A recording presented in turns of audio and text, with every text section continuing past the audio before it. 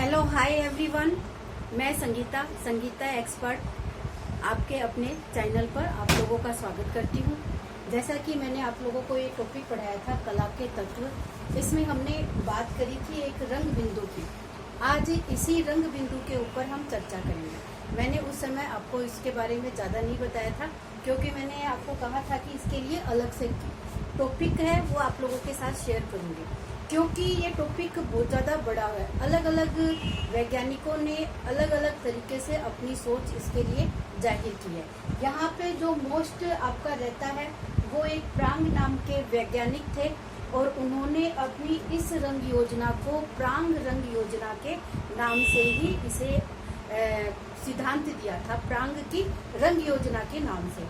तो ये जो कला के तत्व में रंग शब्द था, हम प्रांग वैज्ञानिक के अनुसार इसकी विशेषता देखेंगे, और फिर इसने जो रंग योजना के बारे में अपने विचार व्यक्त किए हैं, जो योजनाएं प्रस्तुत की है, उन योजनाओं के बारे में आपको विस्तृत से जानकारी दूंगी। तो यहाँ पे जो रंग है वो आपके दो प्रकार के रंग है वो देखे जाते हैं। एक गर्म रंग के बारे में हम चर्चा करेंगे और एक हम ठंडे रंग के बारे में चर्चा करेंगे। लेकिन इससे पहले हम रंग क्या होते हैं, इनकी जो वैज्ञानिक के अनुसार जो विशेषता दी गई है, ये 3 प्रकार की विशेषताएं बताई गई है। एक रंग को तो हम कहेंगे यू। ये क्या होता है, किसी भी रंग के नाम को कहा जाता है। जैसे लाल रंग हो गया आपका, पीला रंग हो गया, हरा हो गया, नीला हो गया। तो ये सब क्या है, आपके यू है। आपसे पूछा जाए यू क्या होता है, तो किसी भी रंग के नाम को क्या कहा जाता है, यू कहा जाता है। दूसरा है हमारा मूल्य यानी वैल्यू। यह रंग में एक तो गहरापन और एक हल्कापन। गहरापन यानी डार्क रंग, और हल्कापन यानी लाइट रंग। किसी भी रंग में गहरापन और हल्केपन की जो तीव्रता को हम दिखाते हैं, तो वो उसका क्या कहलाता है, मूल्य कहलाता है। तो ये प्रश्न आपके मैं वो ही बता रही हूँ जो अभी आपके फर्स्ट ग्रेड के अंदर आरपीएससी फर्स्ट ग्रेड में पूछे गए प्रश्न है। इस टॉपिक से प्रश्न है वो 2-3 पूछे जाते हैं, इसीलिए मैं आप लोगों को इसके बारे में बता रही हूँ। जो प्रश्न पूछा जाता है, यू क्या है, रंगों के नाम को यू कहा जाता है। मूल्य क्या है, गहरापन और हल्केपन को मूल्य कहा जाता है। एक आता है क्रोमा। क्या है क्रोमा, रंग में जो चमक होती है और मंदापन होता है, उसको हम कहते हैं क्रोमा। अब इन तीनों को समझने के लिए, सबसे पहले रंग को समझने के लिए कि रंग क्या होता है, तो प्रांग ने 5 प्रकार के वर्गों का चयन किया है।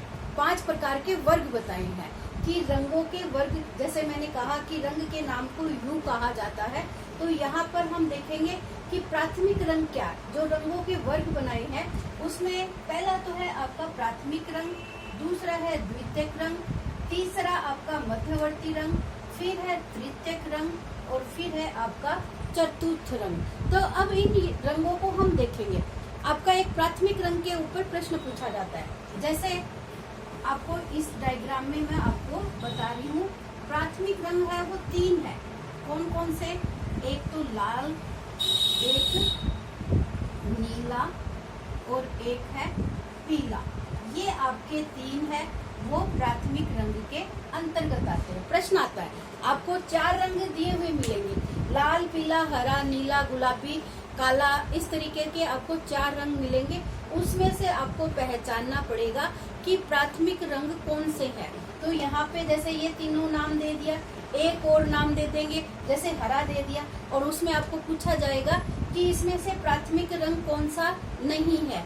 या इसी तरीके से दूसरा प्रश्न इसमें से पूछ लिया जाएगा कि द्वितीयक रंग कौन सा है, मध्यवर्ती रंग कौन से है। तो ये प्रांग का एक चक्र बनता है पूरा, जो 12 रंगों का होता है, और इन 12 रंगों के अंतर्गत हम इन सारे रंगों को एक एक करके देखेंगे। सबसे पहले आपके पास अगर ये 3 रंग है, जिनको हम क्या कहते हैं, प्राथमिक रंग कहा जाता है। इनके ऊपर मैं फर्स्ट नंबर लगा देती हूँ ताकि आपको देखने में सुविधा हो जाएगी। ये प्राथमिक रंग है। अब हमें द्वितीयक रंग प्राप्त करने, आपके पास रंग ही 3 है, और इन 3 रंगों से आप प्राथमिक रंग कैसे प्राप्त करोगे, तो हमें क्या करना होगा, इन 3 रंगों से हम और 3 प्रकार के रंग प्राप्त करेंगे जो हमारे क्या कहलाएंगे, द्वितीयक रंग कहलाएंगे। ये आपके क्या बनेंगे, द्वितीयक रंग। और ये आपके क्या थे, फर्स्ट प्रकार के कलर है। इनको हम प्राथमिक रंग कहेंगे और इनको हम द्वितीयक रंग कहेंगे। अगर आपके पास रंग की किसी भी तरीके की कोई बोतल हो तो इसके ऊपर आप एक्सपेरिमेंट करके देखोगे तो आपको ये चैप्टर है वो बहुत ही इजी तरीके से समझ में आएगा। अब लाल और नीला, इधर क्या है हमारे पास 2 रंग है, लाल और नीला।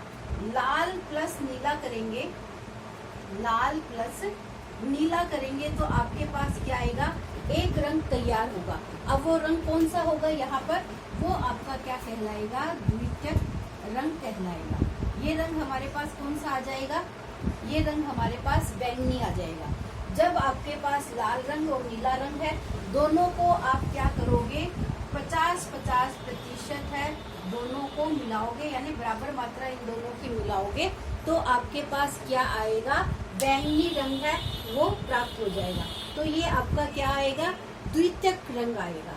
अब आपके पास इधर क्या है, लाल है और पीला है। और लाल और पीले को जब आप इसी तरीके से 50-50% मिलाओगे तो आपके पास कौन सा रंग आएगा, नारंगी रंग आपको मिलेगा। तो ये आपका दूसरा क्या आएगा, प्राथमिक रंग आ जाएगा। फिर है नीला और पीला, 2 रंग और बचते हैं आपके, नीला और पीला दोनों रंगों को हम मिलाएंगे तो आपको एक रंग तीसरा और प्राप्त होगा और ये रंग आपका कौन सा होगा, हरा रंग होगा। तो ये आपके क्वेश्चन है, इनसे कितने सारे पुटअप हो जाते हैं आपके कि प्राथमिक रंग कौन से है, तो आपको रटना है एकदम से कि लाल नीला पीला है। ये हमारे प्रांग के अनुसार मुंसेल ने अलग रंग योजना बताई है और भौतिक शास्त्रियों ने अलग बताई है और रासायनिक शास्त्रियों ने इसकी रंग योजना है वो अलग बताई है। जो हमारे ज्यादातर पूछे जाते हैं क्वेश्चन वो इसी प्रांग रंग योजना के अकॉर्डिंग पूछे जाते हैं, क्योंकि 11th और 12th की बुक में भी प्रांग रंग योजना का ही जो चर्चा की गई है, तो उसी के अकॉर्डिंग मैं आप लोगों को ये प्रांग रंग योजना है वो आपको सही तरीके से बता रही हूँ। तो प्राथमिक रंग हमारे पास 3 हो गए। अब इन प्राथमिक रंगों को हम जब बराबर बराबर मात्रा में यानी 50-50% मात्रा में मिलाते हैं तो हमारे पास क्या आ गए, द्वितीयक प्रकार के रंग प्राप्त हो गए। अब द्वितीयक प्रकार के रंग के बाद हमारे पास कौन से हैं, मध्यवर्ती रंग योजना है। तो मध्यवर्ती रंग योजना को प्राप्त करने के लिए हमें क्या करना होगा, एक तो आपका फर्स्ट प्रकार का कलर और एक आपका द्वितीयक प्रकार का कलर है, यानी लाल और नारंगी को आप दोनों को बराबर मात्रा में मिलाओगे तो आपको एक तृतीयक प्रकार का रंग प्राप्त होगा। ये आपको ध्यान रखना होगा कि जो तृतीयक रंग मध्यवर्ती रंग है वो आपको किससे मिलाने से प्राप्त होता है, प्राथमिक रंगों को मिलाओगे जब आपको द्वितीयक रंग मिलेंगे। और अब आपको मध्यवर्ती रंग मिलाने हैं तो क्या करना पड़ेगा, एक तो आपको फर्स्ट और एक आपको सेकंड, 2 कलर को आपस में मिलाना होगा तो आपके पास ये तीसरे प्रकार के रंग यानी मध्यवर्ती रंग है ये आपको प्राप्त हो जाएंगे। तो इसी तरीके से लाल और नारंगी को मिलाओगे तो आपको ये कौन सा रंग मिलेगा, लाल नारंगी मिलेगा, लाल नारंगी, ठीक है। और नारंगी और पीले को मिलाओगे तो आपको पीला नारंगी मिलेगा, पीला और हरे को मिलाओगे तो पीला हरा मिलेगा, और नीला और हरे को मिलाओगे तो नीला हरा मिलेगा, और बैंगनी और नीले को मिलाओगे तो नीला बैंगनी मिलेगा, और लाल और बैंगनी को मिलाओगे तो लाल बैंगनी मिलेगा। तो इस तरीके से आपके ये मध्यवर्ती रंग है वो तैयार हो जाते हैं। अब आपके सामने आते हैं तीसरे प्रकार के रंग, ये तृतीयक रंग। अब ये तृतीयक रंग कैसे होंगे, इसके अंतर्गत आपको क्या करना पड़ेगा, 2 द्वितीयक रंगों को मिलाना पड़ेगा। तृतीयक रंगों को प्राप्त करने के लिए आपको 2 क्या करना पड़ेगा, सेकंड प्रकार के कलर को जोड़ना पड़ेगा, सेकंड को जोड़ना पड़ेगा। अब सेकंड यहाँ पे क्या है, नारंगी है और हरा है, नारंगी और हरे को मिलाओगे तो आपको एक रंग है वो आपको तैयार मिलेगा। इसमें आप लिख लो एक प्रथम प्रकार के और एक आपको द्वितीयक प्रकार के, और जो द्वितीयक रंग है इसको हम क्या करेंगे, फर्स्ट और फर्स्ट को मिलाएंगे।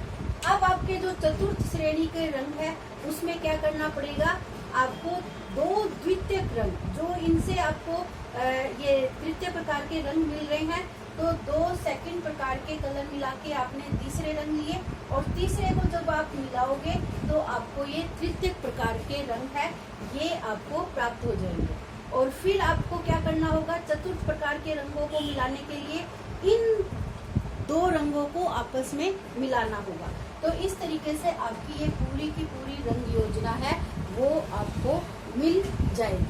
अब इसी रंग योजना में विपरीत रंग योजना पूछी